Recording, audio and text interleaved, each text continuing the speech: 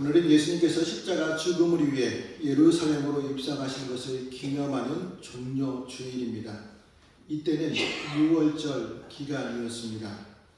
유월절은 옛날 이스라엘 백성들이 애굽을 탈출한 것을 기념하는 절기입니다. 예수님께서도 유월절을 지키시기 위해 자신을 따르는 수천 명의 사람들과 갈릴리에서부터 걸어오셨습니다. 성전이 있는 예루살렘에 가까워질수록 유월절 순례객들과 합류하면서 그 길은 그야말로 수를 셀 수 없을 정도로 많은 사람들이 있었습니다. 예수님은 사람들과 제자들보다 앞장서서 예루살렘으로 가셨습니다. 예수님이 가시는 예루살렘의 길이 어떤 길이었습니까? 고난과 죽음이 기다리고 있는 길이었습니다. 그러나 예수님은 예루살렘에서의 고난과 죽음을 두려워하지 않으시고 담대하게 전진하셨습니다. 하나님 아버지의 구속 계획을 이루기 위해 지체하지 않고 가셨습니다. 이렇게 고난과 죽음의 길에 앞장서신 예수님의 길을 성도인 우리도 따라가야 합니다. 그렇다면 어떻게 예수님을 따라갈 수 있을까요? 첫째로 우리는 흠없는 순결한 존재로 예수님을 따라가야 합니다. 30절에 있는 말씀을 다시 한번 읽어보겠습니다. 이르시되 너희는 맞은편 마을로 가라. 그리로 들어가면 아직 아무도 타보지 않은 나귀 새끼가 매여 있는 것을 보니 풀어 끌고 오라. 예수님과 제자들이 예루살렘의 근처 감람산 쪽에 있는 벳바게와 베다니에 가까이 가셨습니다. 이제 예루살렘까지의 거리는 약 3km 정도 가까운 거리가 남았습니다. 갈릴리에서부터 지금까지 190km를 걸어오셨다면 나머지 3km를 걸어가시는 것은 그리 어렵지 않습니다. 또한 절기를 지키는 순례객들은 걸어서 가야 했습니다. 그런데 예수님은 예루살렘을 걸어가시는 것이 아니라 아직 아무도 타보지 않은 나귀 새끼를 타고 예루살렘으로 들어가셨습니다. 아직 아무도 타지 않은 나귀 새끼는 순결의 상징입니다. 예수님은 아직 아무도 타지 않은 나귀 새끼를 타심으로 자신의 흠없는 순결한 존재임을 나타내셨습니다. 우리는 예수 그리스도의 삶에서 흠이 될 만한 것을 찾을 수가 없습니다. 물론 우리는 그 당시 사람들과 제자들처럼 예수님과 함께 지내지 못해 예수님에 대해서는 잘 알지 못합니다. 오직 성경을 통해서 예수님을 알 수 있습니다. 그러면 성경에서 예수님의 흠을 찾을 수 있을까요? 예수님이 세리와 창기 같은 죄인들과 교제하신 것은 예수님이 순결하지 않기 때문이 아닙니다. 죄인들을 회개시켜 구원하시기 위해서입니다. 또 안식일에 병을 고치시는 일은 잘못된 것이 아닌 다 옳은 일이었습니다. 만일 이런 예수님께서 도덕과 윤리적으로 흠이 될 만한 것이 있었다면 종교 지도자들이 가만히 있지 않았겠죠. 실제 예수님이 흠이 있었다면 인류의 구원자가 될 수 없었습니다. 그러나 예수님의 삶은 사랑과 의로 흠없는 순결한 삶이었습니다. 그리고 이제 흠없는 자신을 인류를 위한 속죄제물로 하나님께 드리기 위해 어린 나귀 새끼를 타고 입성하셨습니다. 저와 여러분은 다 하나님의 소유된 백성입니다. 그래서 우리도 흠없이 순결한 생활을 해야 합니다. 그런데 하나님의 백성이라고 해서 다 흠없는 순결한 생활을 하는 것은 아니었습니다. 고린도 교인들은 교회 안의 분쟁, 음행한 교인을 포용, 교인들의 법정 소송, 우상 제물과 우상 숭배, 성령의 은사, 부활, 헌금 등의 문제로 인해 하나님의 백성의 순결됨을 잃어버렸습니다. 그런데 놀라운 것은요, 고린도 교회의 문제가 오늘날 교회에서도 동일하게 발생하고 있다는 사실입니다. 그로 인해 오늘날 많은 교회들이 흠으로 순결함을 잃어버렸습니다. 그래서 사도 바울은 도덕적으로 불결한 생활을 하고 있는 고린도 교인들에게 교훈합니다. 우리 고린도전서 5장 8절 말씀을 같이 읽어보겠습니다. 이러므로 우리가 명절을 지키되 묵은 누룩으로도 말고 악하고 악에 찬 누룩으로도 말고 누룩이 없이 오직 순전함과 진실함의 떡으로 하자. 옛날에는 빵을 만들 때 누룩을 넣어서 만들었죠. 누룩을 넣게 되면 발효가 되어 빵이 부풀고 담백한 풍미의 맛을 느낄 수 있었습니다. 그런데 이스라엘 백성들은 누룩 없는 빵을 먹을 때가 있었습니다. 바로 출애굽의 6월절을 지킬 때입니다. 노예로 있던 애굽을 급하게 탈출하여 음식도 준비하지 못하자 누룩 없는 맛없는 빵을 먹으면서 탈출하였습니다. 그래서 6월 절기를 지킬 때에는 누룩 없는 빵을 먹는 것이 유래가 되었습니다. 바울은 속죄받은 기쁨을 누리는 성도가 도덕적으로 죄를 짓는 일을 누룩 있는 떡에 비유하였습니다. 성막이나 성전에서 하나님께 드리는 떡은 누룩 없는 떡입니다.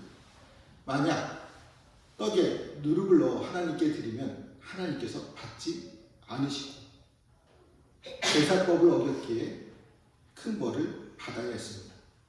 이처럼 사도 바울은 순결하고 흠없이 하나님께 헌신하는 생활을 강조하였습니다. 그러면 어떻게 하나님께 흠없이 헌신할 수 있을까요? 우리는 어두운 세상에서 밝은 빛을 발하는 흠없는 하나님의 자녀들이 되어야 합니다. 어두운 세상에서 밝은 빛을 발하는 하나님의 자녀가 되려면 먼저 늘 회개하는 생활을 해야 합니다. 그래서 그리스도의 영원한 속죄의 피로 깨끗한 상태를 유지해야 합니다. 그리고 우리는 거룩한 생활을 해야 합니다. 거룩하다는 것은 구별된 삶을 말합니다. 세상에 대한 탐심을 버리고 간음이나 이웃을 속이는 일, 거짓말을 하지 말아야 합니다. 끝으로 하나님과 이웃을 사랑하는 생활을 해야 합니다. 사랑은 허다한 죄를 덮는다고 사도 베드로가 말씀하였습니다. 우리는 이렇게 흠없는 존재로 예수님을 따라가야 합니다. 순결한 성도로 예수님을 따라갈 때 천국에 들어갈 수 있습니다. 흠없는 순결한 성도로 세상을 밝게 비추시기를 바랍니다.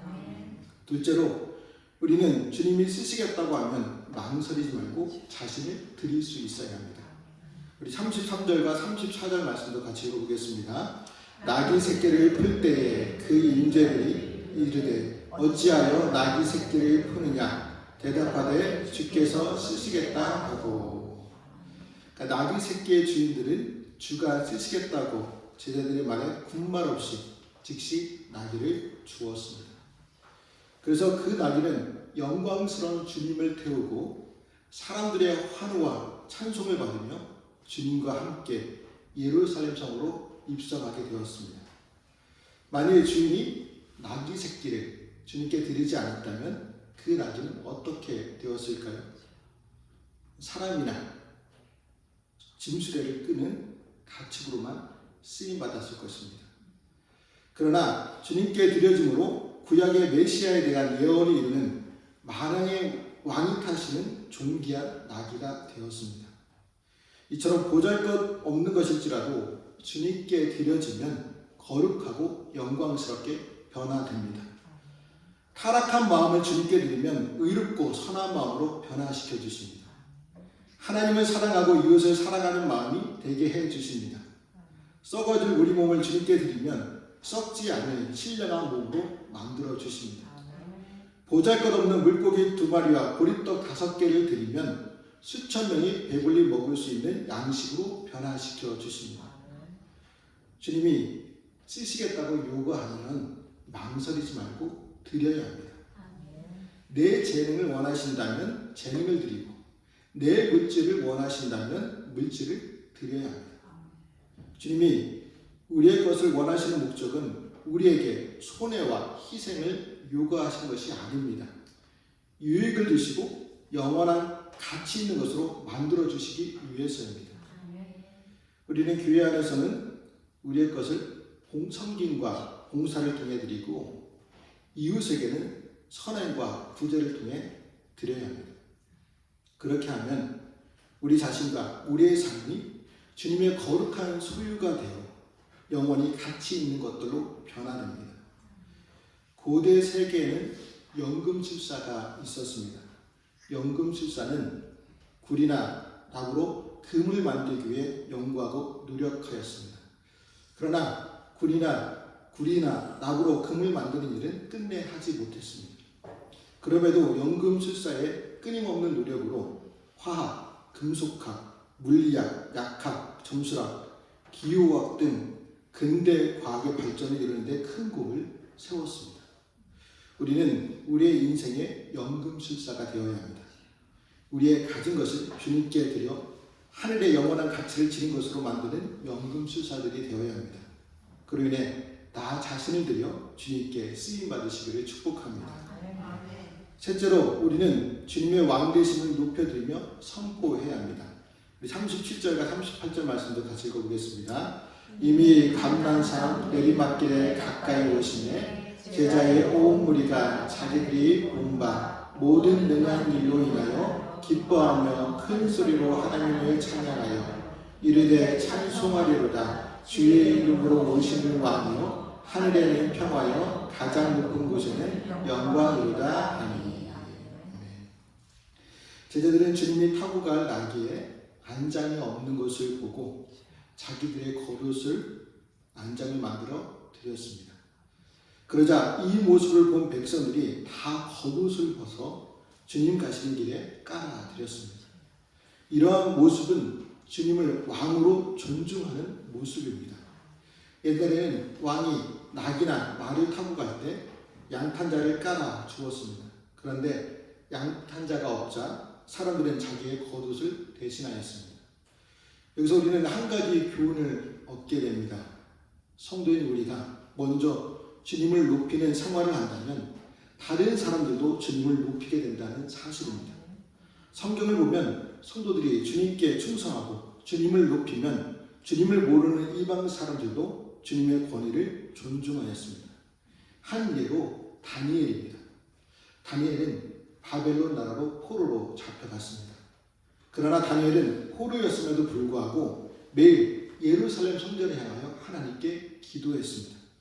또한 느부갓네살 왕이 만드는 우상에게 절하지 않고 생명의 위협 속에서도 신앙을 지켰습니다. 그 결과 느부갓네살 왕도 하나님을 찬송하고 경외하게 되었습니다.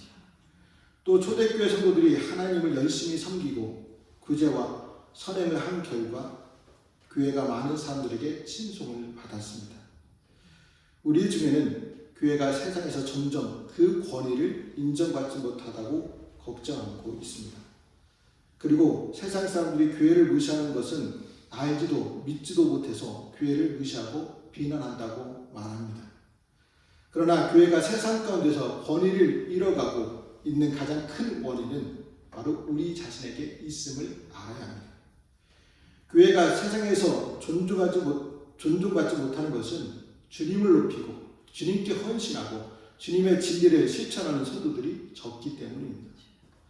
오늘날 우리나라는 대통령 탄핵으로 인해 정치적으로 이념적으로 혼란한 시대에 있습니다. 이러한 시대일수록 교회가 앞장서서 분열을 조장하지 말고 주님의 몸된 교회는 삶으로 주님을 높여드리는 생활을 해야 합니다. 그럴 때 교회가 세상에서 존중받을 수 있습니다. 주님의 명령에 순종하고 주님의 주권을 존중하는 생활을 하는 성도가 많아지면 자연히 세상도 주님을 존중하게 됩니다. 성도라는 이름을 얻었으면서도 사회에 빛과 소금의 역할을 제대로 하지 못하기에 교회의 권위가 실추되고 있습니다. 주님의 제자이며 하나님의 백성된 우리부터 주님을 진심으로 경외하고 높이는 생활을 해야 합니다. 그러면 주님의 교회와 주님의 이름이 세상에서도 높이 받게 됩니다. 오늘 말씀에서 보면 제자들이 주님을 높이고 예루살렘으로 입성하면서 주님을 찬양하였습니다. 제자들은 먼저 주님이 능력 있게 행하신 천국 사역을 찬송하였습니다. 그리고 주님을 하나님의 이름으로 오신 왕으로 높여드렸습니다. 이와 같은 제자들의 찬송과 고백은 대단한 믿음과 용기에서 우러러 나왔습니다. 제자들은 그동안 주님과 함께 생활하며 주님이 하나님의 아들이요 성경에 약속된 메시아임을 알고 있었음에도 불구하고 그 사실을 알리지 못했습니다.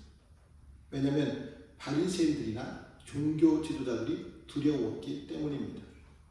그러나 이제는 주님이 예루살렘에 입성하시면 강력한 메시아 정부를 세울 줄 알고 담대해졌습니다.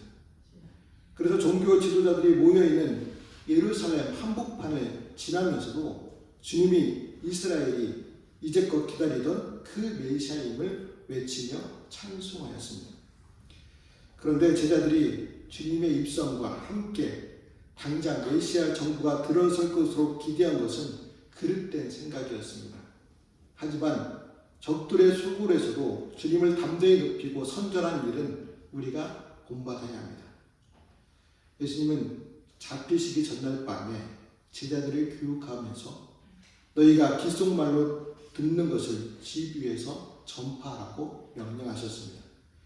그러나 제자들은 예수님께서 겟세마네에서 포박당하고 십자가에 돌아가시자 모두 두려워하며 도망갔습니다. 그랬던 제자들이 예수님이 부활하신 것을 보고 또 오순절 성령 강림 이후 성령의 세례를 받은 후에는 담대히 예수님을 그리스도라고 전했습니다. 성경은 우리를 복음을 전하는 자로 택하셨다고 말씀합니다. 베드로전서 2장 9절 말씀을 보시면 그러나 너희는 택하신 족속이요 왕같은 제사장들이요 거룩한 나라요 그의 소유된 백성이니 이는 너희를 어두운 데서 불러내어 그의 귀한 빛에 들어가게 하신 이의 아름다운 덕을 선포하게 하려 하심이라 말씀합니다. 우리 중에는 주님을 섬기는 교회 안에서 주님을 간증하고 직장이나 사회에서는 소극적으로 주님을 전하고 고백하는 사람들이 있습니다. 우리는 이런 이중적인 자세를 버려야 합니다. 나에게 불이익이 되는 일이 있어도 언제 어디서든지 담대하게 주님이 주신 은혜와 주님이 우리의 왕 되심을 전해야 합니다. 세상의 불신자들도 자신이 신봉하는 사상을 목숨 걸고 전하는데 주님께 영생을 받고 진리를 깨닫는 우리가 주님을 담대하게 전하지 못한다면 부끄러운 일입니다. 이제부터라도 주님과 진리를 담대하게 이웃에게 전하시기를 바랍니다. 우리가 주님의 왕되심을 높여드리고자 할 때 사람들의 방해가 있을 수 있습니다. 그럴 때 주님은 우리를 더욱더 힘있게 하시고 도우신다고 말씀해 주십니다. 우리 40절에 있는 말씀을 다시 한번 읽어보겠습니다. 대답하여 이르시되 내가 너희에게 말하노니 만일 이 사람이 침묵하면 돌들이 소리 지르리라 하시니라. 바리새인들이 예수님께 제자들이 찬송하는 일을 하지 못하게 부탁했는데 주님은 바리새인들에게 찬송을 금할 수 없다고 말씀하셨습니다. 바리새인들은 당시 제자들의 찬송에 분노를 느끼고 있었는데요. 제자들이 예수님을 하나님의 아들과 메시아로 찬송하는 일은 신성모독죄로 간주했기 때문입니다. 찬송은 오직 하나님께 올려드려져야 하는데 사람인 예수님을 주님과 왕으로 찬송을 부르고 있으니 자신들이 볼 때 제자들의 찬송은 하나님을 모독하는 죄로만 보였습니다. 바리새인들은 예수님께 대해 제자들이 높은 곳에서 주의 이름으로 오신 분으로 고백하는 것과 달리 선생이여라고 낮추며 찬송을 금할 것을 요청하였습니다. 그러나 예수님은 만일 사람들이 잠잠하면 돌들이 소리 지른다는 말씀으로 바리새인들의 요청을 묵살하셨습니다. 일찍이 선지자들은 메시아가 오시면 온 우주 만물들이 찬송할 것이라고 예언하였습니다. 선지자들의 예언처럼 그리스도께서 오시는 일은 온 우주 만물이 기뻐하는 일입니다. 하나님도 가장 기뻐하는 일이고 천사들도 기뻐하는 일입니다. 왜냐하면 그리스도는 하나님이 가장 바라시고 기뻐하시는 사람들의 구원자가 되시기 때문입니다. 그래서 하나님 아버지는 그리스도를 통해 죄인들이 회개하고 하나님의 은혜를 찬송하는 것을 목표로 삼으셨습니다. 그로 인해 성도들이 그리스도를 찬송하고 전도하는 일은 하나님 아버지의 절대적인 뜻입니다. 성도의 전도와 찬송을 맡는 자는 이 땅에서도 하늘에서도 없습니다. 사탄과 악한 세력들이 교회를 핍박하며 찬송과 전도를 하지 못하도록 위협해서도 하나님은 지금까지 교회를 지키시고 부흥시켜 주셨습니다. 그래서 계속 그리스도를 높이고 찬송하게 하시고 전도하도록 만들고 계십니다. 성도들에게 때마다 시마다 하늘의 은혜를 베풀어 주셔서 세상의 슬픔과 죄의 유혹을 이기게 하시고 찬송하게 만들어 주십니다. 그로 인해 주님을 담대하게 전하도록 해 주십니다. 여러분, 찬송과 기도는 하나님 아버지께서 성도들에게 주신 특권입니다. 사람들이 우리의 전도를 방해하고 사탄이 우리의 마음에서 찬송을 빼앗으려고 해도 겁내지 말아야 합니다. 하나님은 우리로 하여금 승리의 찬송을 부르게 해 주십니다. 여러분, 예수님께서 이 땅에 오셔서 사시는 동안 사람들에게 가장 영광 받으신 때가 언제인 줄 아시나요? 바로 본문에서 예루살렘에 입성하실 때였습니다. 수많은 사람이 예수님을 왕으로 높이고 영접했습니다.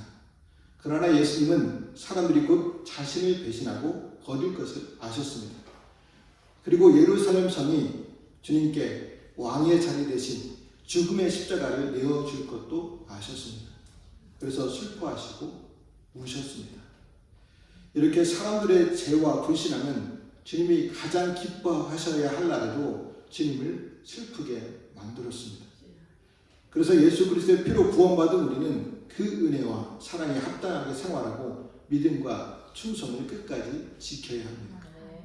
그러므로 우리는 흠없는 순결한 존재로 예수님을 따라가며 주님이 쓰시겠다고 하면 망설이지 말고 자신을 드리고 주님의 왕되심을 높여드리는 저와 성도들이 되시기를 주님의 이름으로 말씀을 드립니다. 기도하시겠습니다.